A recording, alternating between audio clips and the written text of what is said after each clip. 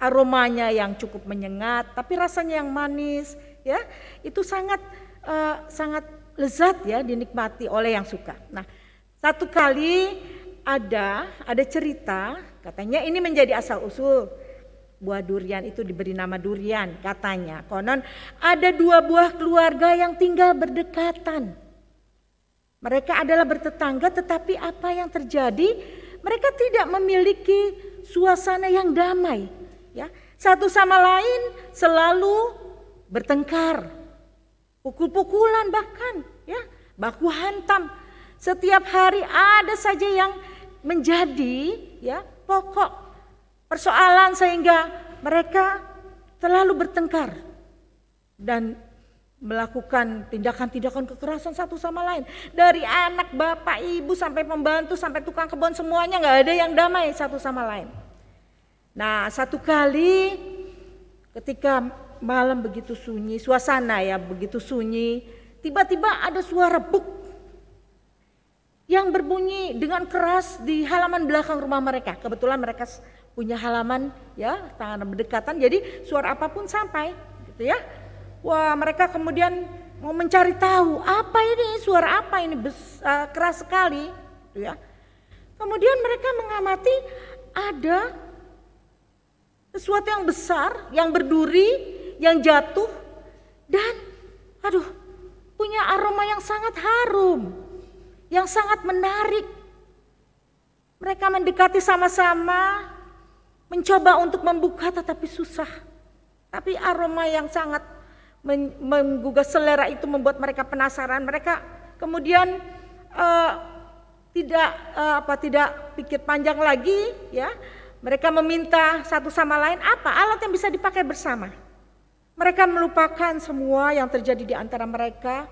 Mereka mengambil pisau dari salah satunya dan kemudian membukanya dan menikmatinya. Ternyata ini adalah buah yang sangat manis, yang sangat lezat. Dan mereka sekali lagi akhirnya bisa ada dalam suasana yang damai menikmati kemanisan buah itu. Dan mereka kemudian sepikiran untuk sama-sama menamakan, oh ini dinamakan saja durian. Nah, ya ini cerita ya.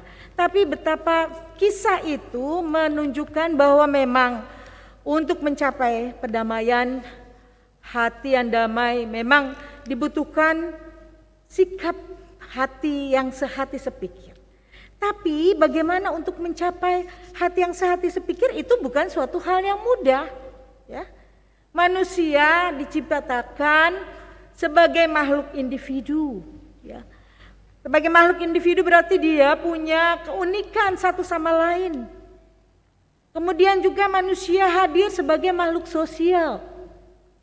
Makhluk sosial berarti dia tidak bisa hidup tanpa interaksi, relasi dengan manusia lain. Dalam keunikannya sebagai makhluk individu yang sangat berbeda dalam segala sesuatu satu sama lain. Tidak ada manusia yang sama, bahkan bayi yang kembar identik pun ya ada perbedaan di antara mereka.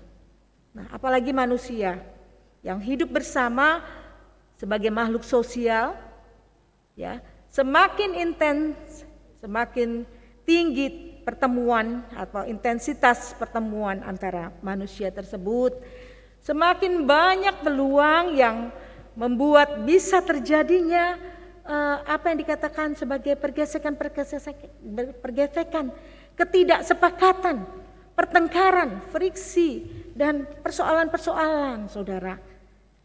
Dan bukan tidak mungkin dan memang kenyataannya ini terjadi juga di dalam kehidupan berjemaat. Itulah sebabnya Rasul Paulus melalui pembacaan kita pada saat ini, ya, menyampaikan pesan yang begitu khusus kepada jemaat yang ada di Korintus, kepada jemaat yang pada saat itu memang setiap kali Rasul Paulus mengirimkan suratnya ada pesan khusus yang ingin disampaikan berdasarkan konteks dan situasi, kondisi yang terjadi di jemaat tersebut. Bagaimana atau apa yang menjadi latar belakang jemaat tersebut? Yaitu jemaat Korintus ini sebenarnya adalah sebuah jemaat yang cukup potensial, ya, untuk mengembangkan segala sesuatu dalam hidup persekutuan, pelayanan, dan kesaksiannya. Mereka juga sebenarnya kalau dilihat punya kekayaan dalam segala sesuatu, artinya latar belakang mereka yang beraneka ragam. Tetapi pada saat yang sama ketika jemaat itu bertumbuh ya dengan segala potensi, talenta yang ada dalam masing-masing anggota jemaat yang sebenarnya merupakan peluang yang terbaik untuk bisa mengembangkan sebuah jemaat yang hidup ya. Justru pada saat itu ada rongrongan ya, ada masalah-masalah yang tengah mereka hadapi ya. Baik dari luar jemaat itu dengan berbagai ajaran, tetapi yang paling kritis adalah dari dalam kehidupan jemaat itu sendiri ya.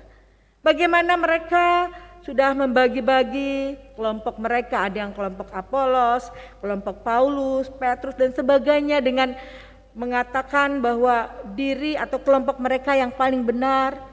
Dan Rasul Paulus ya dalam pembacaan kita tadi mengungkapkan ya suatu hal yang membela kerasulannya ya, dalam arti tidak untuk meninggikan diri sendiri, tetapi yang pasti adalah supaya jemaat memahami bahwa hidup bersekutu adalah kehidupan yang mau berdamai, yang mau sehati sepikir ya, yang mau mengatakan dan mengakui bahwa mereka yang berlatar belakang berbeda tetapi telah dipersatukan di dalam kehidupan selaku jemaat Tuhan, harus punya semangat, harus punya kesadaran untuk mau hidup bersama, saling menopang, sehati sepikir, saling melengkapi.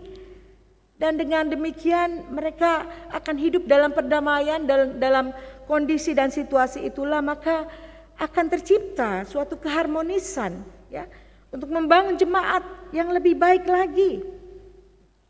Saudara, bagaimana cara supaya mereka bisa punya sikap sehati sepikir, mau berdamai, itu memang bukan suatu hal yang mudah. Itu butuh adanya kerendahan hati, butuh adanya pengorbanan bahkan ya.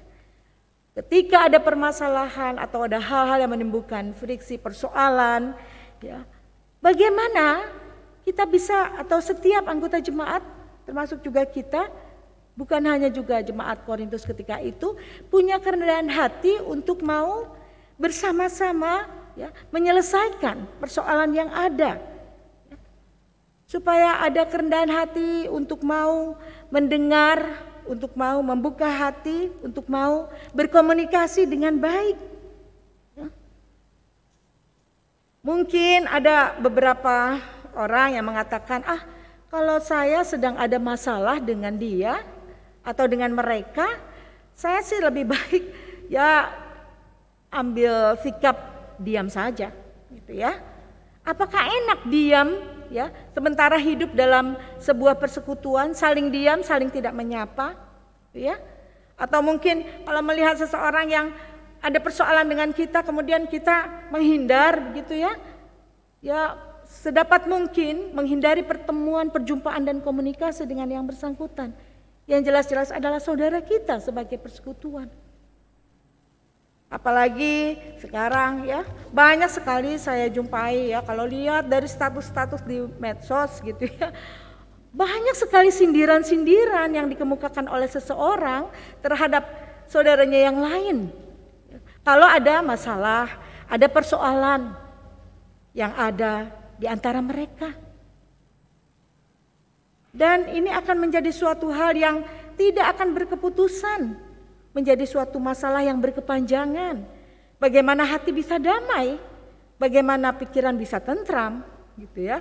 Kalau masing-masing pihak bertahan dengan apa yang ada pada dirinya, merasa diri benar, merasa diri yang lebih baik dan mengecilkan yang lain atau menghakimi yang lain dengan tidak melihat, mengintrospeksi diri sendiri, ya. Sebab ketika kita menunjuk kesalahan pada pihak lain, justru 3 jari, 1 jari kita tunjuk, tapi 3 jari sebenarnya mengajak kita harus untuk mengintrospeksi kita. Ya. Kalau ada permasalahan, biarlah masing-masing punya kerendahan hati untuk mau mengintrospeksi diri, untuk mau membangun komunikasi yang baik, untuk mau menyadari bahwa kita manusia penuh dengan keterbatasan, kita manusia penuh dengan kekurangan, dan betapa hal yang paling utama yang kita harus lakukan adalah kita mau untuk meniru, meneladani apa yang Tuhan Yesus sudah lakukan bagi kita. Bahwa Tuhan Yesus dengan penuh kerendahan hati mau mengorbankan segala sesuatunya demi membuat kita dilepaskan dari dosa dan hidup dalam kehidupan yang penuh dengan damai sejahtera. Ya. Saudara, ketika kita ada dalam persoalan-persoalan yang tidak mudah untuk kita hadapi, ya, apakah jalan keluar yang terbaik? Bukan dengan cara mencari solusi dengan upaya kita sendiri. Juga ketika kita punya masalah dalam membangun relasi dengan saudara kita, siapapun mereka. Ya. Nah, yang Rasul Paulus ingin sampaikan kepada kita adalah bahwa bagaimana hidup kita ya memiliki apa yang dikatakan sebagai salam, ya artinya mendatangkan damai sejahtera, membina relasi yang baik dengan semua orang, ya, dengan rasa dan dengan kesadaran bahwa Kristus sudah memberikan apa yang terbaik bagi kita. Kita harus mampu untuk semakin bertumbuh dewasa dalam iman, untuk bisa menghasilkan buah-buah yang manis, untuk bisa menghasilkan sukacita, bisa menghadirkan hidup yang mampu menjadi ya pelaku perdamaian di setiap persoalan yang ada. Dan sikap untuk sehati sepikir sekali lagi membutuhkan pengorbanan untuk tidak mementingkan ego atau diri sendiri, berjalan masing-masing, saling menyalahkan. Ya. Kita mengingat juga apa yang pernah Rasul Paulus sampaikan, ya, bagaimana kehidupan anak-anak Tuhan di dalam Kristus. Sebagaimana yang Rasul Paulus sampaikan juga dalam surat Filipi bahwa ya di dalam Kristus ada nasihat, ada penghiburan, ada persekutuan roh, ada kasih mesra dan belas kasihan. Sempurnakanlah sukacita dengan hendaklah kamu sehati sepikir dalam satu kasih, satu jiwa, satu tujuan, dengan tidak mencari kepentingan sendiri atau pujian yang sia-sia. Sebaliknya, hendaklah dengan rendah hati yang seorang menganggap yang lain lebih utama daripada dirinya sendiri. Dan janganlah tiap-tiap orang hanya memperhatikan kepentingannya sendiri, tetapi kepentingan orang lain juga. Jadi inilah hal yang menjadi kiat utama. Sekali lagi, kesadaran diri bahwa kita hidup di dalam Kristus. Bahwa Kristus sudah mengajarkan nilai-nilai dan hal-hal yang paling esensial, yang paling penting dalam hidup kita. Bagaimana kita diajarkan untuk mau berkorban, mau merendahkan hati kita, mau mengasihi, walaupun itu tidak selalu menyenangkan bagi kita, butuh pengorbanan sekali lagi. Tapi sebagai satu tubuh, sebagai anggota tubuh Kristus, kita diajak untuk saling mendoakan, saling menasihati, saling mendorong dalam kasih, memotivasi saudara yang lain ketika ada persoalan yang harus dihadapi bersama, memotivasi dan mendoakan. Kita percaya bahwa ada maksud dan rencana Tuhan yang terbaik, yang Tuhan hadirkan melalui dan di dalam kehidupan kita. Bahwa kita dipanggil untuk menjadi garam dan terang, kita membawa sukacita, kita menjadi pelaku-pelaku pendamaian.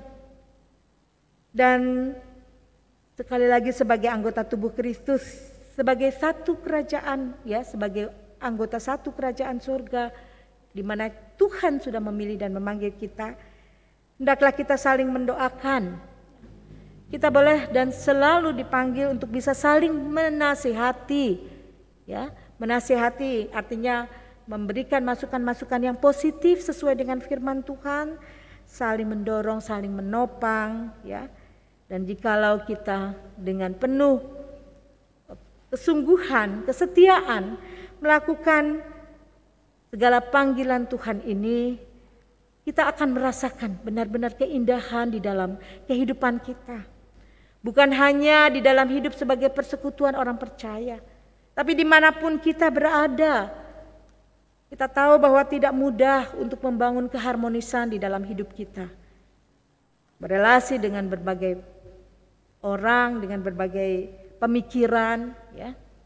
Tetapi sekali lagi, kalau kita mengingat segala kebenaran firman Tuhan, kita percaya bahwa Tuhan memberikan kemampuan bagi kita, maka kedamaian ini akan dapat terwujudkan di tengah-tengah masyarakat, bangsa dan bahkan dunia ini.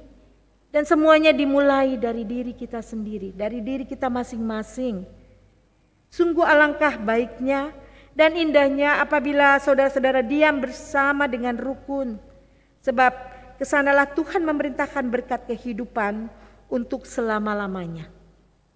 Jadi kiranya kita boleh sehati sepikir.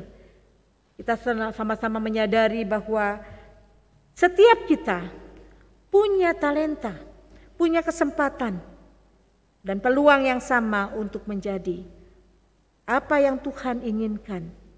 Menjadi pelaku damai, menjadi pembawa sejahtera, dan akan semakin kita rasakan berkat-berkat dan sukacita dari Tuhan dalam hidup kita dalam berbagai situasi dan keadaan, saudara.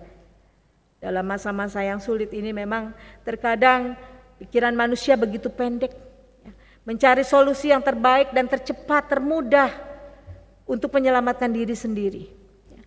Masa pandemi yang masih berlangsung dengan begitu panjang menciptakan banyak sekali persoalan, saudara, yang kadang-kadang membuat orang dengan mudahnya tersulut dengan emosi dan berbagai macam perasaan-perasaan yang kadang-kadang hanya mengutamakan apa yang menjadi kepentingan diri sendiri. Tapi sekali lagi, firman Tuhan ini tidak berubah dalam segala situasi dan kondisi, dan kita dipanggil Tuhan untuk melakukannya dengan setia. Marilah kita selalu merendahkan hati, marilah kita selalu membangun hidup yang harmonis untuk mau berdamai, untuk mau bersama-sama bersehati sepikiran. Kalau belum tercapai, tekunlah dalam doa. Rendahkanlah hati kita. Bukalah hati kita seluas-luasnya agar Roh Kudus bekerja dan membuat segala sesuatunya menjadi lebih baik. Tuhan memberkati kita. Amin.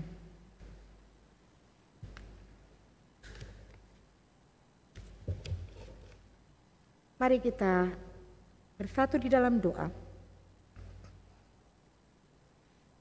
Terima kasih Tuhan untuk kebenaran firman Tuhan.